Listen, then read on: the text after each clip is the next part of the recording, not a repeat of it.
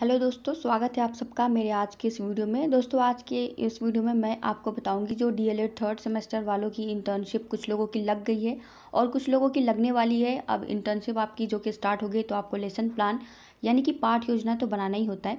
तो बहुत सारे लोग कंफ्यूज होते हैं कि हमें पाठ योजना अच्छे तरीके से कैसे बनाना है, हमारा कोई भी टॉपिक इसमें से छूट ना जाए, क्योंकि आपको पता है कि पाठ योजना बनाने में कितने सारे टॉपिक इंक्लूड होते हैं वन बाय वन।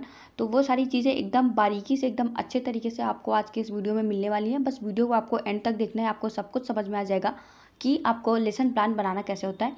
एंड इस वीडियो में मैं आपको बहुत सारे टिप्स भी देने वाली हूँ। अगर आप एक अच्छा लेसन प्लान बनाना चाहते हैं, एक अच्छी फाइल बनाना चाहते हैं, तो आप उसे कैसे बना सकते हैं। फिलहाल इस कॉपी को आप इग्नोर करिएगा, यहाँ पर मैं आपको जस्ट मैटर प्रोवाइड करा रही हूँ कि आपको लिखना क्या है। बाकी अभी मैं आपको दिखाऊंगी कि मैंने जब थर्ड सेमेस्टर में फाइल बनाई थी तो मैंने किस तरीके से बनाई थी, जो कि मुझे इतने अच्छे उसमें मार्क्स मिले थे। आपको पता है कि फ़ाइल देखकर ही आपके कॉलेज में आपको फ़ाइल से भी बहुत ज़्यादा इंप्रेशन पड़ता है, आपको अच्छे मार्क्स मिलते हैं। तो आपको इसे बिल्कुल भी इग्नोर नहीं करना है, बस आपको इस वीडियो को एंड तक देखना है। चलिए स्टार्ट करते हैं।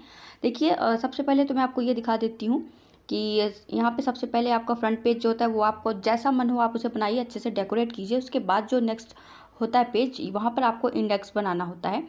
और कई कॉलेज वाले बोलते हैं कि आप जो है पूरा नहीं 30 दिन की आपकी इंटर्नशिप है तो 30 दिन का आप लेसन प्लान बनाइए। कई लोग बोलते हैं 20 बना दीजिए तो भी चलेगा, कई लोग बोलते हैं 15 चल जाएगा।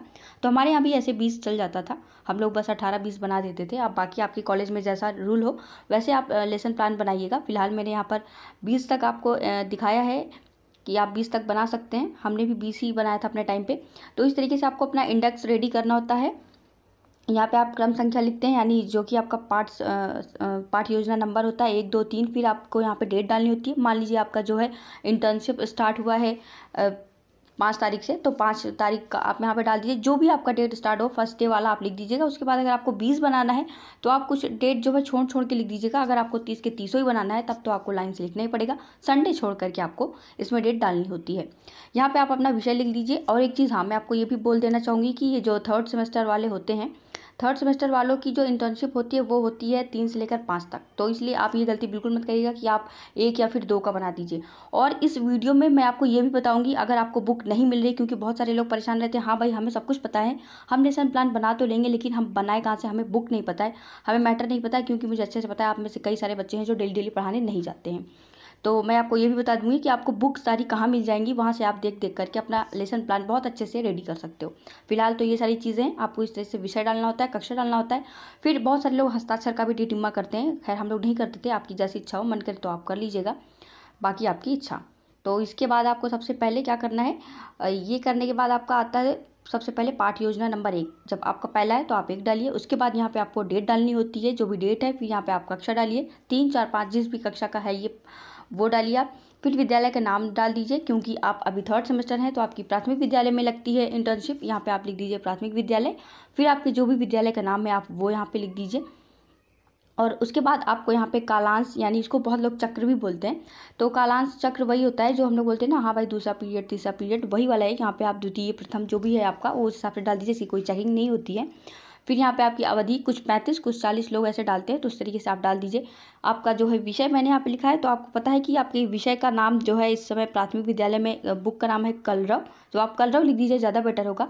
बाकी आप हिंदी में उसको लिख के आप ब्रैकेट में ऐसे भी लिख सकते हैं। फिर आपको प्रकरण यहाँ डालना है इस तरह से सेंटर पे, ज़्यादा अट्रैक्टिव लगेगा जब आप फाइल पे इसे सेंटर में लिखते हैं।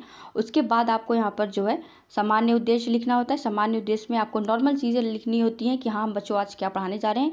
एंड विशिष्ट उद्देश्य में बहुत सारी चीज़ें आ जाती हैं। ये देखिए, विशिष्ट उद्देश्य में 4 चीज़ें मैक्सिमम यूज़ की जाती हैं। एक ज्ञानात्मक उद्देश्य होता है, बोधात्मक उद्देश्य होता है, कौशलात्मक होता है और एक अर्थ ग्रहणात्मक होता है। आप आज जो ये वाला वीडियो अगर आप इसको फुल डिटेल में देख लेंगे तो बाकी सारी पाठ योजना बनाने में आपको बहुत ज़्यादा मदद मिल जाएगी। मैं आपको समझा दे रही हूँ कि विशिष्ट उद्देश्य में आपको क्या लिखना होता है। इस तरीके से आप ज्ञानात्मक लिखिए, हाँ यानी कि बच्चों को आपने क्या ज्ञान दिया। बोध यानी उनको क्या बोध हो रहा है, बोध का मतलब उनके अंदर समझ विकसित हो रही है, हाँ भाई तालाब जो है ऐसा होता है, उसके अंदर क्या क्या चीज़ें पाई जाती हैं, चांद रात को निकलता है, चांद छोटा बड़ा होता रहता है। कौशलात्मक मतलब उनके अंदर स्किल आपने क्या क्या डेवलप की, आपने उनके अंदर स्किल डेवलप की कि पाठ को कैसे पढ़ना है आरोह और अवरोह के साथ में। इसी तरीके से अर्थ ग्रहणात्मक यानी कि बच्चों को उस पाठ का अर्थ भी समझ में आना चाहिए, ये नहीं कि आपने बस उनको रटा दिया कि एक कहानी थी ऐसा ऐसा उसमें हो गया। फिर अपेक्षित पूर्व ज्ञान, यानी कि बच्चों को आप जो पढ़ाने जा रहे हैं उसके संबंधित क्या पूर्व ज्ञान है आप उससे ये पूछते हैं, तो ये सारी चीज़ें हो जाती हैं इसमें।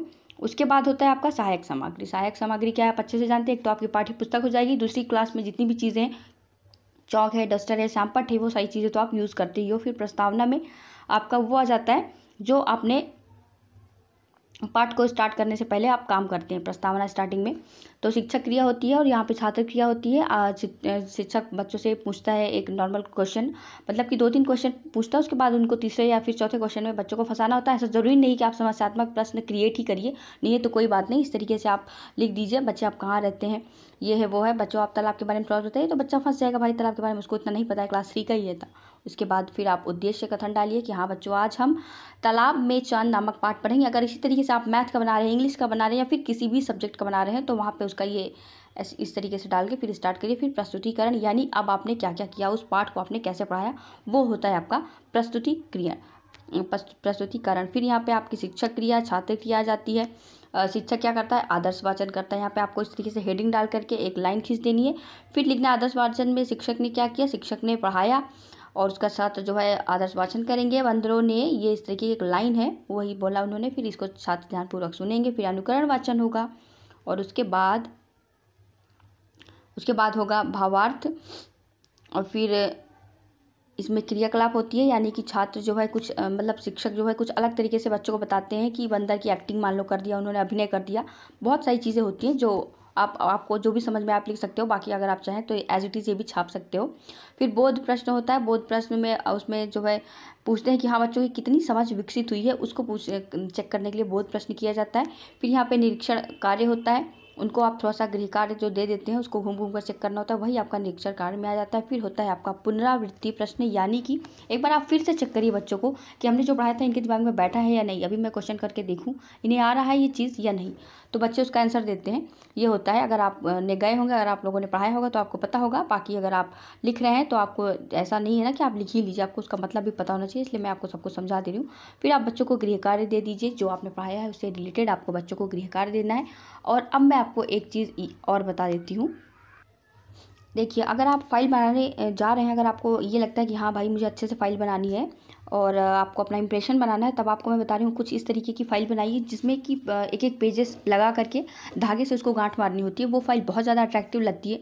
और मैंने डाइट से बीटीसी किया हुआ है, तो देखिए वहाँ पे जब मैं अपनी फ़ाइल ले गई थी तो उन्होंने मेरी बहुत ज़्यादा, मेरे प्रिंसिपल ने तारीफ़ भी की थी, प्राचार्य सर ने, कि हाँ फाइल इस टाइप की होनी चाहिए। रजिस्टर में आपको नहीं बनाना चाहिए। बाकी अगर आपके कॉलेज वाले कोई इशू नहीं क्रिएट करते हैं तो आपकी इच्छा है। अगर आप अच्छा इंप्रेशन बनाना चाहते हैं और अच्छी फाइल बनाना चाहते हैं तो मैं आपको यही सजेस्ट करूँगी कि आप ये वाली फ़ाइल लीजिए। और जो 10 रुपये का पेज आता है उसमें एक एक पेजेस रहते हैं, इस तरीके से मैंने बनाया था, ये देखिए।